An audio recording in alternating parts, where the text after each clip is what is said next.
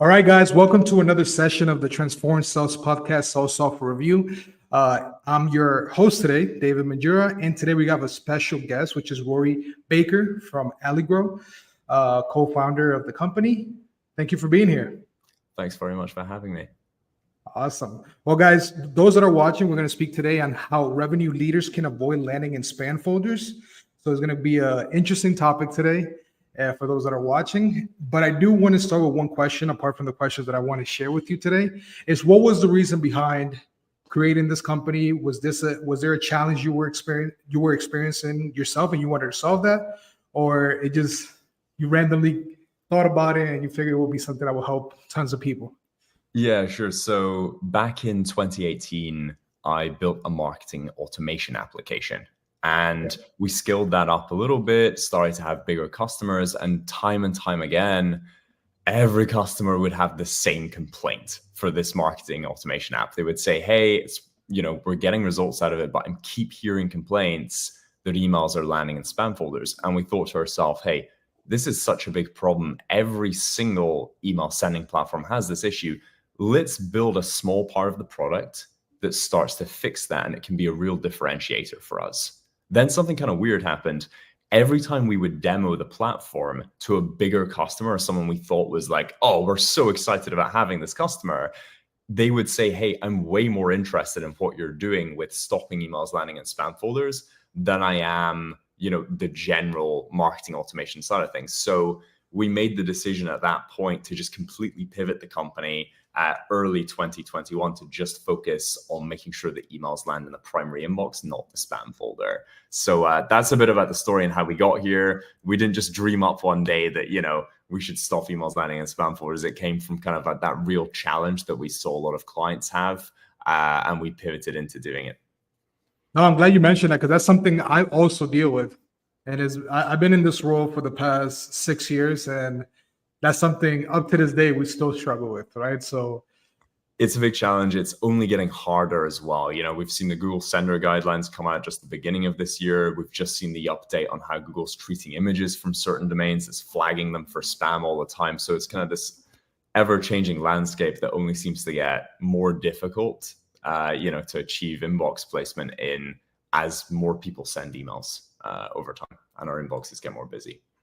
Got it. So I have a silly question because I see that on LinkedIn a lot. So you're the type of person that recommend like a plain email with no links, permission based, or do you think it will be good to add like a link after the second touch? How does that kind of work for you guys based on best practice?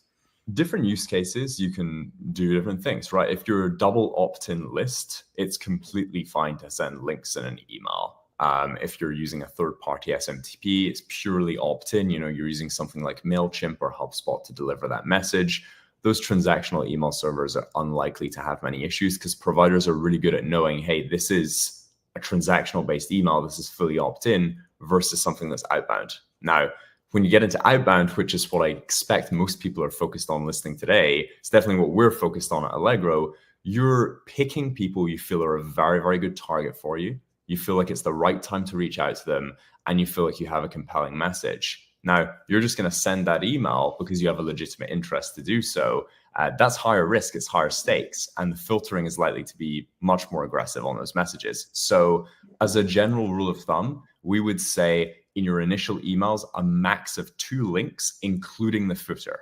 And I wouldn't recommend your call to action being a book a demo link. I would ask an engaging question, and that would be only 1 question per email as the general best practice. Got it. And it will be an open-ended question, right? Yeah, exactly. An open-ended question, something that's easy to answer, doesn't ask something too intrusive at the very beginning stage. You're likely asking whether what you do and the value you think you can provide is, a priority right now or something of that nature. Okay, awesome. Thanks for sharing that. I'm sorry for going a little away from the questions from the podcast, but it's a topic that everybody keeps talking about, like cold call is dead. And this one has been a main topic I've seen a lot. So I just want to make sure I got the right expert in front of me and that's the right question, right? Yes, no, we can get more into the details for sure on that kind of thing. It is always a question of testing what works best for your individual value proposition. And I've seen things work for some customers that don't work for others. So you have to be willing to experiment a bit, I think, with email in a controlled environment to get it right. I agree. I agree. And most of the time we tested both, right? But we don't know which one is best because sometimes the numbers kind of differentiate, right? Sometimes you're testing in an audience of 10,000, then you're testing in an audience of 1,000. So it's very hard to really say this one works better than the other one. So um, absolutely. So of course, today we're going to focus on how revenue operation leaders can avoid landing in spam folders. So based on this use case, what alternatives were your customers more often using before buying your software? You know, there's rarely a alternative. It's usually a question of we felt just the sending platform and our existing content, our existing idea of what our buyer would be interested in hearing about was good enough. That's usually the main thing people have been doing before they come onto Allegro. And they think, that's all going fine. But then one day, they have a rep call someone up to follow up on a DocuSign that was meant to be complete. And the person says, hey, your follow-up email actually landed in my spam folder. I didn't realize that was sent when it was because I never got your follow-up message. Or they're reaching out to a customer about their renewal. And the customer says, hey, your messages landed in spam. I'm not sure why that's happening. And that's usually a line in the sand for the revenue decision maker to say, hey, we knew there was some issues with our outbound email. It's starting to impact the messages we send to people who know us, who should be responding to us, and really, really critical parts of the business. We have to make a concerted effort and investment in having a specific solution that just focuses on monitoring that issue and addressing it whenever there's issues that start to appear. So usually the biggest thing we're replacing is people just believing the built-in deliverability tools that they have, the small number of them inside their sending platform, was good enough to solve the issue. Got it. So most of the time they're trying to solve it on their own, not seeking for experts. And then they realize, like, for example, we lost a client. Now we got to go heavy on outbound. And then the targeted list that we have just got damaged because we didn't take that into account. Now I got to look for somebody. Yeah, it's usually someone who, they did well. Usually we're working with really successful teams. So they have, great outcomes every day when it comes to, their sales process. But usually there's a triggering event where they realize this has actually become a significant problem for us. We want to get to the bottom of it, and we want to make sure it can't happen again. Got it. Got it. Thanks for sharing that. So when it comes to the challenges that your customers are running into, how does your software provide an alternative solution for them to overcome the pain? So there's really three core parts to the Allegrow platform. The first thing is we give you a source of truth on sender reputation and spam rates. That means you have a credit score for email. You know exactly how often your emails are landing in spam folders and being automatically filtered there on average. We don't just give you one, data source on that. We tell you this is how one rep compares to another rep. This is how one variation of content compares to another. And this is how every domain you have that's operational at your company actually ranks in terms of sender reputation. Got it. So it's not just validating the score one time, but it's keeping it real time to make sure that everybody's fully aware of what could happen, and then sharing best practice for those SDRs that might be misusing the tool, right? Exactly. And that means you can get on top of issues as they start, but also identify them and fix them quickly. So the second part of the platform is really starting to fix the existing problem. We make sure you have every single best practice and technical setup in place for deliverability so you can send outbound emails safely. That might be even throttling your email messages that you put through the sales engagement platform. It's friendly traffic from other accounts in the Allegrow network to help improve the sender reputation over time. And it's making sure that authentication is always working correctly and functioning well. And then the third and final part of the platform is something that bigger teams are super interested in. And I think it's even relevant to fast growing startups now as well, is telling you of all these contacts that you have that you can potentially reach out to, they're all real contacts. Which are the ones that are most risky to cold email versus safest to cold email? So we'll tell you, hey, you're going to prospect Cisco. This person inside Cisco is really hard to hit over cold email. In fact, when people do, they often get spam blocked. Whereas their direct report or someone above them on the org chart is completely safe to outbound email. So we're actually telling teams this is the channel you should use to prospect this specific person so that you don't keep landing into spam traps in the future. Got it. Got it. I do have a question when it comes to, for example, I've seen this in Apollo, which is the confidence level, right? Do you guys also give that kind of view of, this person might be at 80%, 70%? they're a great example because Apollo.io, they're actually a customer of Allegrow. So, and we do two quite different things. We're complementary, not competitive. Apollo's very interested in saying, to what degree are we sure this contact is correct, right? Are they actually a real email account? We're more interested in saying, to what degree is this contact safe to cold email versus risky to cold email? And they're two quite different things. So you know how Apollo does the likely to engage segment? It's a small segment of contacts that are likely to, open and reply to emails based on historic data. Allegrow actually does the inverse of that, right? We do likely to disengage, likely to cause problems, likely to be dead emails. And that's the difference there. And we put them in definitive categories. So we don't give you a percentage score. We say, hey, these are the safe ones. These are the risky ones. And everything in between that, this is how you should treat that specific segment of contacts to get the most engagement out of them and decrease the spam risk. I think that gives me a higher confidence level than just, what might be the difference between an 80% and 70%? I'm still at risk, right? Here's you actually give me the channels where I should reach these people to make the outreach successful, which is a lot more valuable in that sense, right?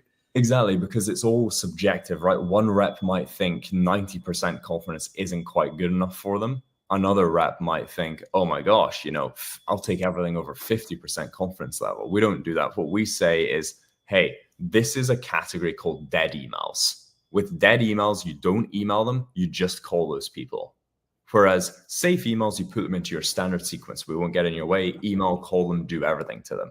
And then we'll even say these are spam blocking emails. So these ones, they're correct addresses, but they're much more likely to result in a spam block. So what you want to do there is you want to make sure you get engagement first and then do only semi-automated emails and a much, much lower number of them to get engagement out of that contact, of that account. So yeah, it's more definitive than a percentage score. Okay, I think that's better. It keeps the team a lot more safe, right? Because also SDR habits could be into play as well, right? Somebody, like you said, right? They might consider 60% something that's worth the shot, but then they're hurting the rest of the team, right? So yeah, if they're on the same domain, one rep that has a low reputation can bring down that domain. They can bring down the performance of the other reps. So yeah, it's really important. I think, people want definitive advice. And I think being concise about it, giving them a single category, saying this is what you do with that category, that's the feedback we heard from customers of what they like the most. They don't like to know something's very risky versus marginally risky. They just want to know, what should I do with that contact to get the most engagement possible while running the sales process? No, for sure. And one thing that I experienced as an SDR, for example, is spending so much time on building this list, trying to get the data complete. For example, nowadays people are using Clay. And so, that requires an extra cost. So like doing all this work and then not running through that validation, you're just losing so much time and effort. Now you have to have the team do another list, trying to expand their ICP just to get some sort of engagement. But then, there's no true north. Right. Yeah, sales is inherently a job that's filled with rejection, right? And there's always some portion of time that gets wasted. I think if you ask any outbound sales team, they'll tell you, we know at least half of the prospecting we do is complete waste of time, right? We know at least half of these people are very unlikely to ever respond to us, engage with us. The problem is we just don't know which half. So we have to do it all anyway. What Allegrow is really focused on is telling you in advance, here's the portion that's least likely to engage, the ones that are going to waste your time, waste your resources. Here's the segment that you should be spending all your time on, the safe segment, the one that you're going to get the most engagement from. Oh, this is awesome. This is awesome. Well, this is the favorite part of the podcast, which is you showing us real time. How does this look? So if you can share your screen and walk us through a live demo of the key software features that help those customers overcome the challenges we spoke about, that'll be great for the audience. Yeah, absolutely. So I'm just going to go ahead and share here. Mm-hmm. Let's see. Okay, cool. Now let me know once you can see Allegrow fired up there. Yep, it's fired up. Great stuff. So like we discussed, there's really three core parts to the platform. The first is getting a credit score for email. So I can see exactly where the domain reputation is each day for every domain that we use at Allegrow for go-to-market.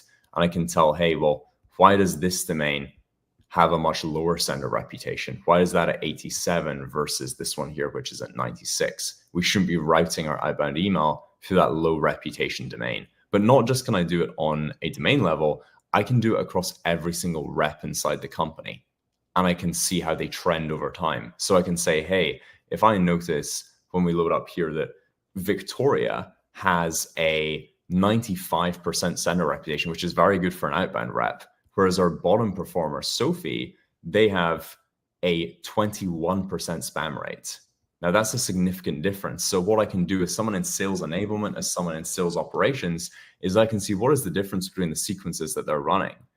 We need to make the sequences of Sophie much more similar to Victoria to get a sustainable sales process running and stop this other rep from bringing down the overall domain average, right? So that's a bit about diagnosis and seeing where your emails land. What we'll also do is have friendly email traffic each day. So we can send emails from your mailbox to another real corporate server, make sure that it lands safely as a test email, and then have friendly traffic go back and forward to help raise the sender reputation of each rep inside your company over time, so they stop running into those issues. Now, I think one of the biggest issues is when companies get to the stage where they have a safe domain sender reputation, they have a high rating. When they're doing outbound, how do they keep it there? Because they're always reaching out to new contacts, and that can always hurt you, essentially.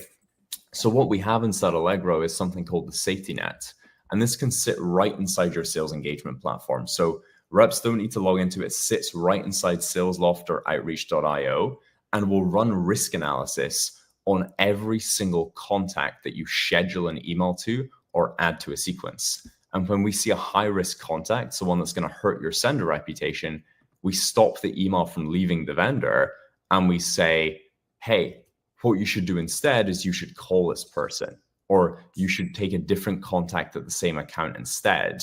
And that'll be more successful for your team and stop them from running into issues. I'm going to show you a slightly different view here on the safety net everywhere that puts this actually in a pie chart to represent the data. And that way we can see a little more on kind of how that might segment out when you take your entire data list and run it through Allegrow.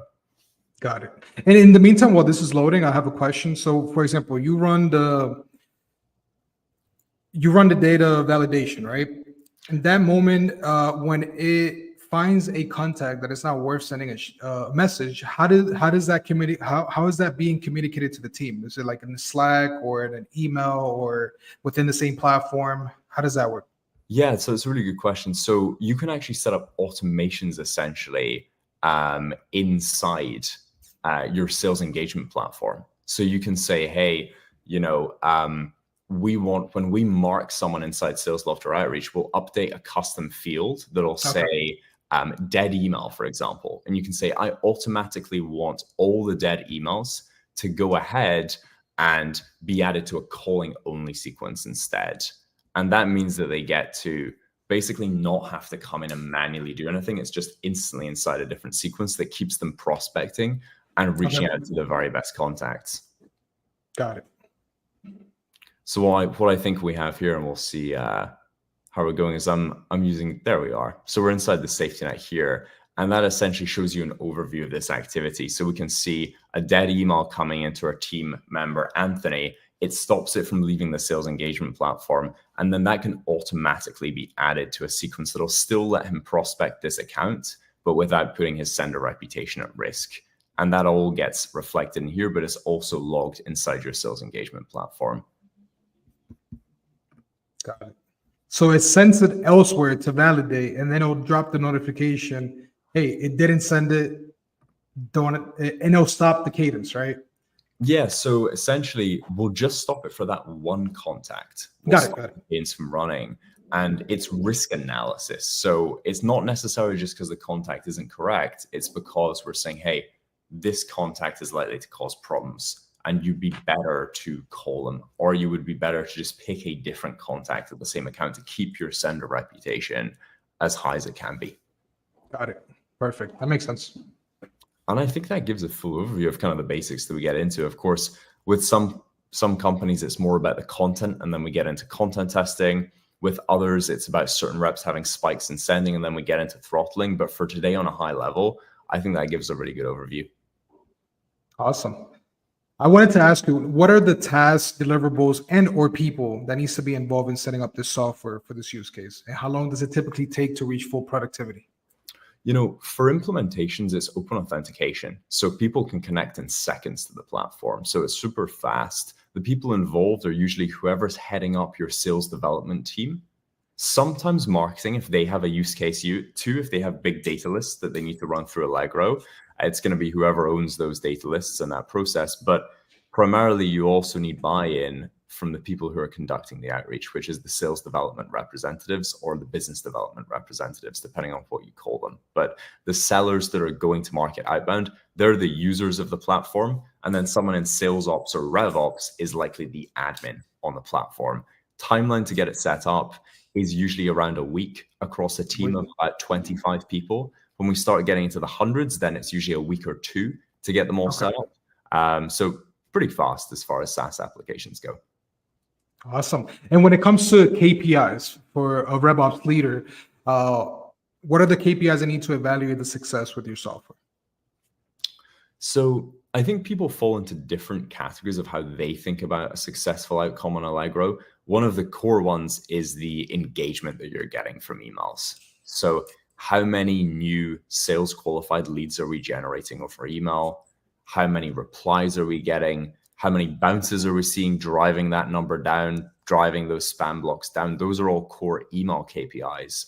And people would expect those to go up on Allegrow and see that they're more consistent, they're more hittable, and they're getting their numbers as a team. But there's other ones where people are essentially, onboarding to Allegrow and they know they just want to stop seeing those critical issues with spam filtering. So as long as AEs no longer have their follow-up emails landing in spam folders, they'll be perfectly happy.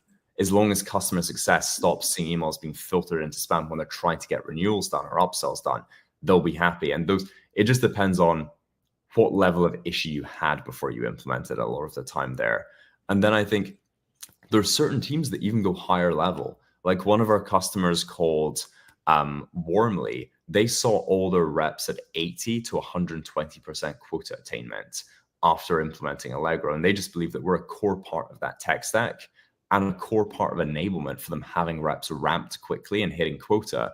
Because if you get someone new started and they can't get in conversations quickly, they can't scale their outreach approach to the levels they would need to because they're landing in spam, then that's a huge issue for enablement, for onboarding and the success of the sales reps. So people look at it different ways. We like to zero in on the KPIs of, the email engagement rates, the bounce rate, the reply rate, and the lead number. But other teams look at things that are a bit more high level sometimes. Got it. And it's also good to mention the sender reputation score, right? For example, in our case, right, if I'm there for a week, now I'm seeing that the reputation is going up, that's gonna, quick value is what usually helps retention, right? Like I feel like I'm getting value right off the rip, then yeah, for sure. No. And I see that with the safety net all the time, because the way people look at that is, if we were going to prospect this contact and it was an unsafe contact, it wasn't going to provide a positive response. We're wasting our reps' time. So if we plug in and we're stopping, sometimes, with one of our bigger customers, they've been implemented for 9 months and we're sitting right inside SalesLoft and we've stopped them from prospecting 65,000 contacts that would have been hugely risky. So we didn't just take those away. They replaced those touch points with ones that were going to provide more value. And they see that as a really quick win. And then, of course, like you said, the reputation going up and the spam rate coming down is really a critical KPI that you'll see inside Allegrow if you get implemented. Awesome. No, I appreciate your time for this. And I feel like this is something that would definitely help a lot of people that are spending so much time trying to get the right list, try to nail down their ICP and trying, omni-channel approaches, right? Because sometimes there's a lot of teams that I've seen that rely heavily on just email. But then sometimes, if I have a platform that tells me, hey, LinkedIn might be the right way to go, a call might be the right way to go, you're still not losing on the opportunity, right? You still could get the message across. So I feel like this is a tool that's definitely needed for a lot of teams, especially in the marketplace. And those that are definitely suffering from those challenges that you mentioned previously, right? But I definitely appreciate your time for this. Any other thing before we go? I feel that you touched everything that I wanted to hear from this tool, and I'm pretty sure that those that are watching are also getting lots of benefits from this. Well, thanks very much. No, I think we touched on a lot there, and thanks for having me. Awesome. Well, those that are watching, if you are looking for a tool that can help you avoid landing in spam folders, this will be definitely a good alternative tool to use. Those that are thinking that you're doing this on your own and is trying to get near a solution, don't try it. Just go straight to Allegrow, and Rory will be definitely here to support you. Those that are definitely looking into this tool, I'll leave a link in the description, and we'll take it from there. Happy to help. Thanks.